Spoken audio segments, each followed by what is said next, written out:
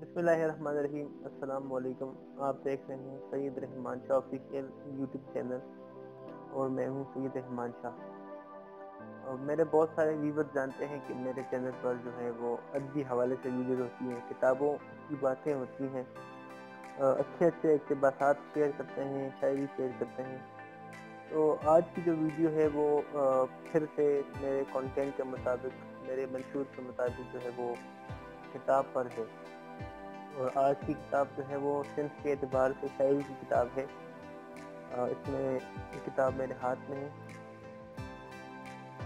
इस किताब का नाम है दर ख्वाब और इसके शायर जो है वो जाफर इकबाल साहब हैं। तो इस किताब में कोई आज़ाद नज़म नहीं है, जा बजा अशार हैं, 2-3 अशार या एक शेर जो किसी भी शायर से ज़ाहिर सी बात है। अक्सर क्योंकि मैं खुद शायर हूँ तो अक्सर एक शेर बन जाता है जो रह जाता है, फिर गज़ल नहीं बन पाता वो। तो इस किताब में भी कोई भी आज़ाद नज़म नहीं है और इसमें शायरी है, गज़लें हैं, शेर हैं। तो सबसे पहले मैं इस किताब के बारे में बताऊंगा कि ये किताब किसने छापी है, इस किताब की कीमत क्या है और किस किस ने इसे तबसरा किया है। उसके बाद में थोड़ा सा जाफर इकबाल साहब की शख्सियत से बात करूँगा और उसके बाद थोड़ी सी मैं इस किताब से आपके साथ शायरी बांट दूँगा। तो सबसे पहले देखते हैं कि इस किताब को पब्लिशर कौन है। ये किताब जो है वो मिसाल पब्लिशर ने छापी है फैसलाबाद में और इस किताब की जो कीमत है वो इंतहाई सस्ती 350 रुपये है। किताब का इंतखाब जाफर इकबाल साहब ने अपनी ज़िंदगी के नाम किया है और बड़ी अच्छी बात की है इन्होंने कि अपनी ज़िंदगी के नाम जो मेरी तो है लेकिन मेरी नहीं। बाकी इस किताब में किसी अक्सर इस तरह होता है कि जो शुअरा पहली मरतबा अपनी किताब लाते हैं, क्योंकि ये जाफर इकबाल साहब की पहली किताब है, तो जितने भी शुअरा हैं जो पहली बार अपनी किताब लाते हैं तो वो किसी से तबसरे करवाते हैं, बड़े शुअरा के उससे तहरीरें होती हैं, दीवाचे लिखे होते हैं। तो इस किताब पर किसी भी शायर का तबसरा नहीं है, सिर्फ जाफर इकबाल साहब ने अपना दीवाचा लिखा है और वो बड़ा ही फलसफाना किस्म का दीवाचा है। जब आप वो दीवाचा पढ़ते हैं तो आपकी नज़र में जाफर इकबाल साहब एक फलसफी से लगते हैं, खुद से बातें करने वाले इंसान लगता है। रही इस किताब के खालिक की बात, जाफर इकबाल साहब की बात, तो अगर मैं अपनी गुजरी हुई ज़िंदगी देखूं, अगर मैं अपना गुजरा हुआ वक्त देखूं, तो अदबी दुनिया में जब मैंने कदम रखा और मैं नए जब शहरी में वसीम कॉलेज में मुशायरा पढ़ने जाता था तो वहाँ जाफर इकबाल साहब भी होते थे। बाकी सीनियर शोरा से हटकर जो सुनने वालों में होते थे तो उनमें जाफर इकबाल साहब भी थे, जो खुद भी शायर थे, लेकिन ताजुद्दीन ताज रसूलनामी और मोहम्मद हनीफ लाला से ज़रा कम दर्जे के। तो वहाँ से जो है मेरी तबीयत जो है जाफर इकबाल साहब से मानूस हुई। बाद उसके अगरचे वहाँ अदबी तंजीम वो ख़त्म हुई जो अब वसीम कॉलेज में होते थे मुशायरे, वो मसरूफियत और सुस्ती के दिन छड़ गए। लेकिन फिर भी जाफर इकबाल साहब से मेरी मुलाकात होती थी, अपने दफ्तर हमें बुला लेते थे शिनचारी, वहाँ अक्सर मुशायरा होता था मुझे और मेरे एक दोस्त नूरुल हक नूर को। इसके अलावा कई शोरा जो है इधर से आ जाते थे और वहाँ बहुत अच्छा मुशायरा होता था। मैं अगर जाफर इकबाल साहब की शख्सियत से बात करूँ तो मैंने उन्हें एक खामोश तबीयत और एक मोहब्बत करने वाले इंसान पाया है। बहुत ही अच्छी तरह गुफ्तगू करते हैं, बहुत ही मोहब्बत से पेश आते हैं और बड़े ही मुखलिस इंसान हैं। और जाफर इकबाल साहब ऐसा बंदा जब किताब लिखते हो, वो शायरी की किताब हो, तो जाहिर सी बात है कि किसी भी शायर और लिखारी की तहरीरों में उसकी शख्सियत जानती है। तो इस किताब में जाफर इकबाल साहब की वही खामोशी वाली तबीयत का वही खुलूस है। तो रही इस किताब की बात, तो ये वो किताब है जिसे पढ़ने के बाद मैंने महसूस किया कि ये शायरी जो है वो नौजवान नस्ल के लिए लिखी गई। हमारा नौजवान सिर्फ ऐसी शायरी को बहुत पसंद करता है। छोटी बहरों में नासिर काज़मी साहब की तरह इन्होंने बड़ी अच्छी शायरी लिखी है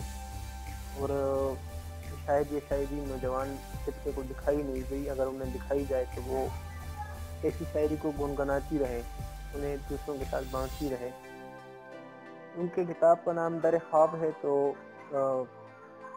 ظاہر سی بات ہے کہ کوئی بھی لکھاری یا شاعر اپنے کتاب کو وہی نام دیتا ہے جو چیز اس میں پائی جاتی ہے۔ تو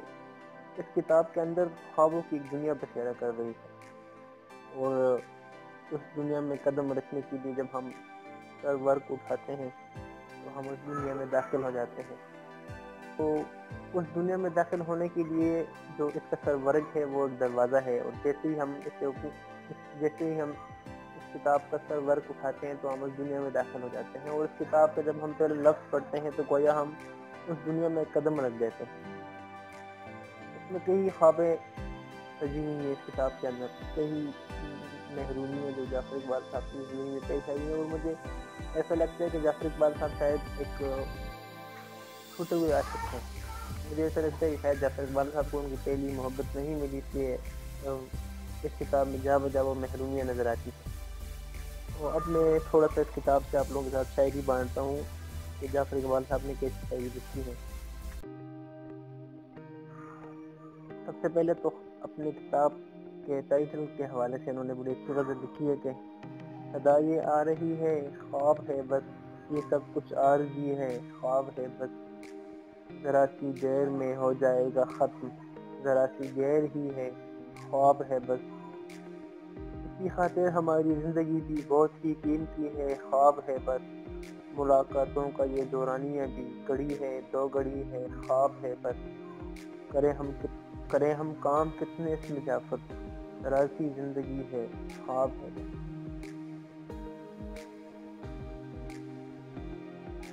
ایک اور غزل کے چند اشعار، یہ دل آزار سے نکلا نہیں ہے، تمہارے پیار سے نکلا نہیں ہے، ابھی تک ہے نشانے پر میرا دل، ابھی تک ہے نشانے پر میرا دل، تمہارے وار سے نکلا نہیں ہے، ابھی تک کوئی بھی مثبت نتیجہ تیری گفتار سے نکلا نہیں ہے۔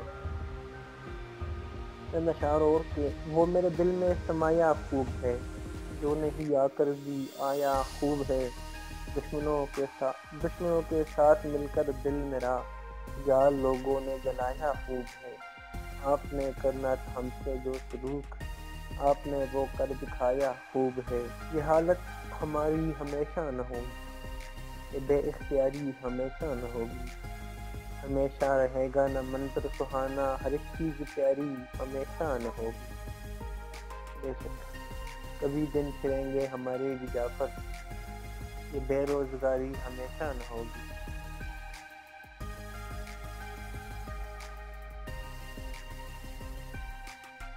غموں سے جی لگا کر دیکھتے ہیں،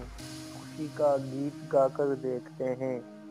بلانا اس کو ممکن ہی نہیں ہے، اسے دل سے بلا کر دیکھتے ہیں، بنا کر دیکھتے ہیں تجھ کو اپنا،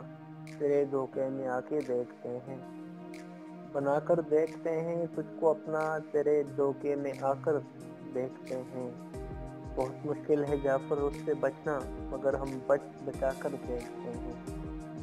ملنے سے تجھے فائدہ اے جان بہت ہے، اس فائدے میں بھی ہمیں نقصان بہت ہے، اب تجھ کو بھی دنیا کی ہوا لگ گئی شاید، اب تیرے بچھڑنے کا بھی امکان بہت ہے، مقصود نہیں تو بھی غم عشق سے گزرے، اس آگ میں جلنے کو میری جان بہت ہے، بے شک ہے کوشش کے باوجود خدایا نہیں گیا، غم ایک بار دل میں جو آیا نہیں گیا،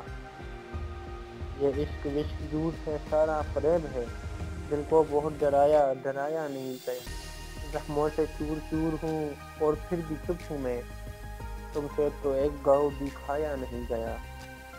دنیا بھی بلا دیتی ہے کتنے ہی شان ہے، تم سے وہ ایک شخص بلایا نہیں گیا۔